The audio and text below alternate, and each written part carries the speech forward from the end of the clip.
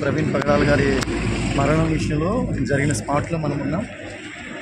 Bike మీద ప్రయాణం చేస్తూ ఆయన బైక్ ప్రయాణంలో వెనక నుండి ఆయన పెట్టి ఇది ఒక ప్రీ ప్లాన్ మర్డర్గా జరిగిన విషయం పర్టికులర్గా క్లియర్గా మనకు కనబడుతూ ఉంది. ఇకపోతే ప్రభుత్వ ఉద్యోగులు యొక్క నిర్లక్ష్యం ఎలా ఉందంటే, కనీసం ఇక్కడ ఒక పోలీసు బందోబస్తు కానీ ఒక సెక్యూరిటీ కానీ ఇక్కడ ఎవ్వరు కూడా లేరు. కనీసం ఇక్కడ ఒకవేళ ఏదైనా జరిగింది లేకపోతే ఇక్కడ ఎవరైనా తనను ఎవరైనా హత్య చేశారు అనడానికి ఉన్న ఆధారాలు కూడా మరి ఎవరు పడితే వారు వచ్చేసి వెళ్ళిపోయి రావడం, ఉన్న ఆధారాలన్నీ కూడా ఎక్కడే ఉన్నాయి, ఇలాగే ఉన్నాయి. మరి ఈ విషయంలో ప్రభుత్వ అధికారులు చాలా నిర్లక్ష్యంగా ఉన్నారు. ఇది ప్రీ ప్లాన్ మర్డర్గానే కనబడుతూ ఉంది. ఈ విషయంలో ప్రభుత్వాలు తప్పకుండా స్పందించాలి. నోటి మీద గాయాలు, ముఖం మీద గాయాలు ఇవన్నీ కూడా కనబడుతూ ఉన్నాయి. దయచేసి ఈ విషయంలో తప్పకుండా ఈ నిర్లక్ష్య వైఖరిని మేము ఖండిస్తూ ఉన్నాం.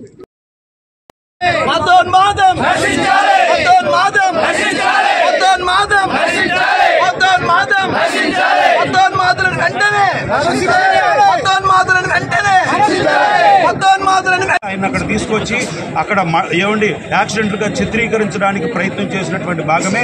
ఒకవేళ నరికితే ఇటువైపు నుంచి నరికి ఉండొచ్చు, లేకపోతే మెడ మీద బలమైనటువంటి దెబ్బ తగలడం వల్ల వెన్నుపూస బలంగా విరిగిపోవడం వల్ల చనిపోయి ఉండొచ్చు. తర్వాత ఈ రోజు మరి నిద్రించినటువంటి యాక్సిడెంట్ జరిగినటువంటి చనిపోయినటువంటి ప్రవీణ్ పగడాల యొక్క మరి మృతి చూస్తే చాలా అనుమాద స్థితిలో ఉంది. నిజంగా చెప్పాలంటే మేము దేవుని సేవకులు, ఇక్కడ లీడర్స్ ఉన్నారు, మాకు ప్రార్థనలు జరుగుతున్నాయి, ఉపవాసాల్లో ఉన్నాం. మరి ఇక్కడ పోలీసు వారు కూడా చెప్పారు, ఏమండి మీకు సమయాన్ని పాటించండి అన్నారు. వారి మాటని సమయం పాటిస్తున్నాం. ఈ రోడ్డు మీద ఈ యొక్క ఎండలో రోడ్డు మీద కూర్చోడానికి కారణం ఏంటంటే మా తోటి సేవకుడికి జరిగినటువంటి దాడి, ఈ క్రైస్తవ సంఘాలపై జరుగుతున్న దాడులు జరుగుతూనే ఉన్నాయి. ఇది యాక్సిడెంట్ అయితే ప్రవీణ్ గారి మీదకి బండి ఎలా వచ్చింది ఆలోచిద్దాం. ప్రవీణ్ గారి యొక్క టీషర్ట్ మీద ఆ బూట్ మార్క్ ఏంటి, ఇది కూడా ఆలోచించవలసిందే. ఆ బండిని ఎదర హెడ్ లైట్ డ్యామేజ్ అవ్వడం చూస్తున్నాం. అది అక్కడ రాకముందే జరిగిన సంఘటన.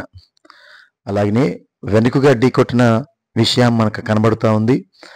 బైక్ వెనక భాగం అంతా కూడా డ్యామేజ్ అవ్వడం మనకు కనబడుతూ ఉంది. ఇది ఆలోచించాల్సిన విషయం.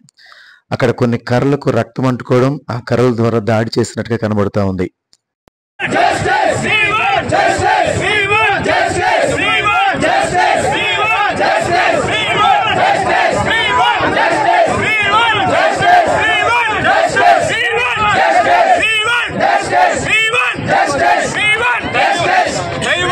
మీరు చేసేది ఏమీ లేదు. ఇలా ఎన్నో సందర్భాల్లో మాకు జరిగిన ప్రతి అన్యాయం విషయంలో మేము ప్రవీణ్ పగడాలపై జరిగిన దాడిపై ప్రవీణ్ పగడాలపై జరిగిన దాడిపై వెంటనే అధికారులు వెంటనే స్పందించాలి.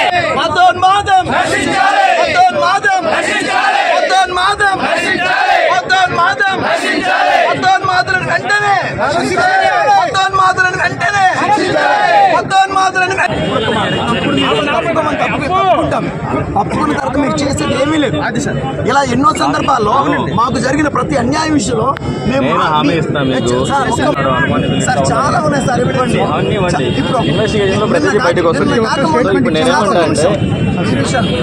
నిన్న కాక మొన్న 10వ తారీఖున రాధా మనోహర్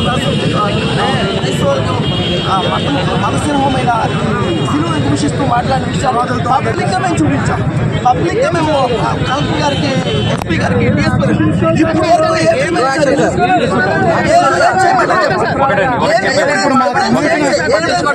సంవత్సరాల నుంచి లైన్ గా మేము కంప్లైంట్ ఇస్తాం, ఎవిడెన్స్ ఇస్తున్నాం. న్యాయం ఎక్కడ న్యాయం జరిగింది sir?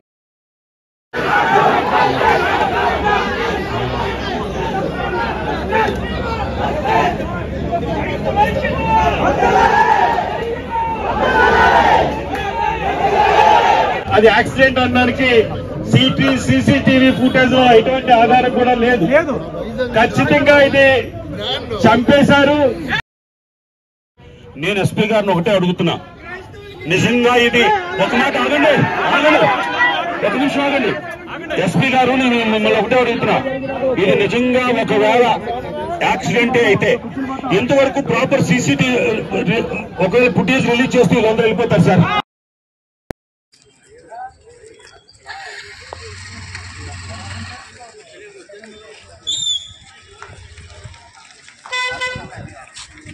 Christian rights protection four క్రైస్తవ హక్కుల పరిరక్షణ దళం నుంచి వచ్చాం. ప్రత్యేకంగా మరి ప్రవీణ్ పగడాల గారి యొక్క ఈ మరణం 100% ఇది ప్రీ ప్లాన్ మర్డర్ గానే ఈరోజు మేమందరం కూడా ధృవీకరిస్తున్నాం. కారణం అంటే సంఘటన స్థలాన్ని చూసాం మేము. ఇప్పుడు బ్రదర్ చెప్తున్నట్టుగా ఒకవేళ ఎదర హెడ్ లైట్ గురించి అని కాదు, వెనకాల నుంచి కూడా ఒకవేళ గుద్ది వెనకాల కూడా డ్యామేజ్ అయింది, వెనకాల నుంచి గుద్ది పడిపోయిన తర్వాత ఆయన మీద అటాక్ జరిగి ఉండొచ్చు అనేది మేము నిర్ధారణ చేస్తున్నాం. ఆయన ముఖం మీద ఆయన మూతిని చీల్చడం, ఆ ముక్కు నుంచి రక్తం రావడం ఇవన్నీ కూడా స్పష్టంగా కనబడుతున్నాయి.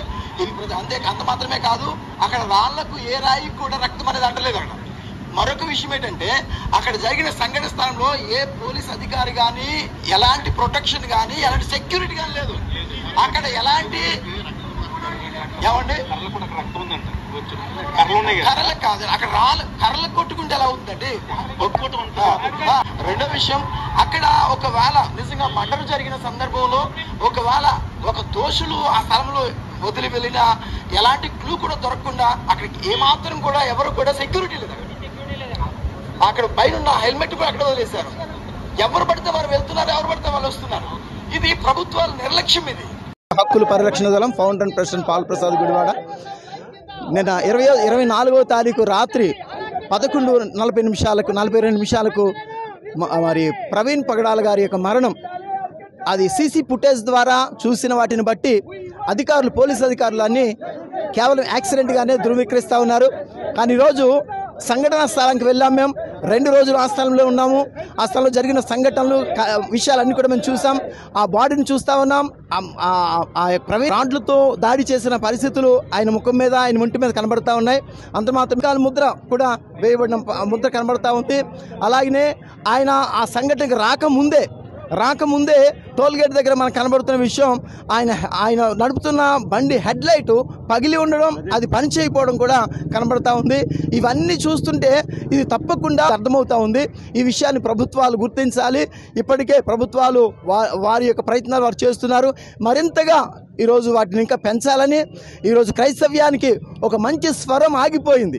క్రైస్తవ్యంలో సత్యాన్ని ప్రకటించే స్వరం, అన్యాయాన్ని ఎదిరించే స్వరం ఆగిపోయింది. ఈరోజు ఇలాంటి అన్యాయాలు ఇంక ముందు జరగకుండా ప్రభుత్వాలు చర్యలు తీసుకోవాలని, ఇలా జరగకపోతే ఈరోజు అమలాపురంలో జరిగిన ఈ ర్యాలీ ఇక్కడితో ఆగిపోదు. భారతదేశం అంతా కూడా క్రైస్తవులందరూ ఏకమై ఈరోజు క్రైస్తవ్యం కాపాడుకునే పరిస్థితులు వస్తూ ఉన్నాయి. రాజ్యాంగం మాకు కల్పించిన మత స్వేచ్ఛ మాకు కావాలని మేము కోరుకుంటా ఉన్నాం. ఈ విషయంలో పోరాడతాం. అయితే వీరు ఒక మాట అందరూ గమనించాలి, ప్రపంచం అంతా గమనించాల్సిన విషయం ఏంటంటే, వీరు ప్రజాపక్షం అండి, ఈయన మేధావండి, అనేక మంది అనాథలు పెంచుకుంటున్నటువంటి గొప్ప మనస్తత్వం కలిగినటువంటి దాత అండి. మీకు తెలియని విషయం ఇది. ఏమండి, అనేక మంది యవనస్తులకు ఉద్యోగ అవకాశాలు కల్పించే సాఫ్ట్వేర్ ఇండస్ట్రీ ఉన్నవారండి. ఏమండి, ఒక్కరోజు ఒక బూత్ మాట మాట్లాడటం తెలియదండి. ఈ సొసైటీలో ఉన్నటువంటి చాలా మంది మతోన్మాదులు బూతులైన మాట్లాడతారు, కానీ ఆయన సబ్జెక్ట్ తప్ప ఏమీ మాట్లాడరండి. ఏమండి, వాస్తవాన్ని మాట్లాడే హక్కు ఉంది కదండి. ఒకవేళ క్రైస్తవుల మీద, క్రైస్తవ్యం మీద, బైబిల్ మీద ఎవరైనా బురద చల్లినప్పుడు ఆయన ఖచ్చితంగా ఖండిస్తారు. ఏదైతే మతోన్మాదం చెలరేగిపోతుందో వారి మీద ఖండించే పరిస్థితి ఉంది. అయితే వారి మీద చాలా మంది శత్రువులు ఉన్నారు. నిన్ను చంపుతామని, కొడతామని. ఈ రోజు ఎవడో ఒకడట ఆయన చనిపోయాడని తెలియగానే ఎవడో చంపుకుంటాడు, మాలో ఒకడే చంపుకుంటాడని స్టేట్మెంట్ ఇచ్చాడట. ఏమంటే పోస్ట్ పెట్టాడట. అంటే ఇది మర్డర్ కోణం కాదంటారా? వారికి శత్రువులు ఉన్నారు సార్.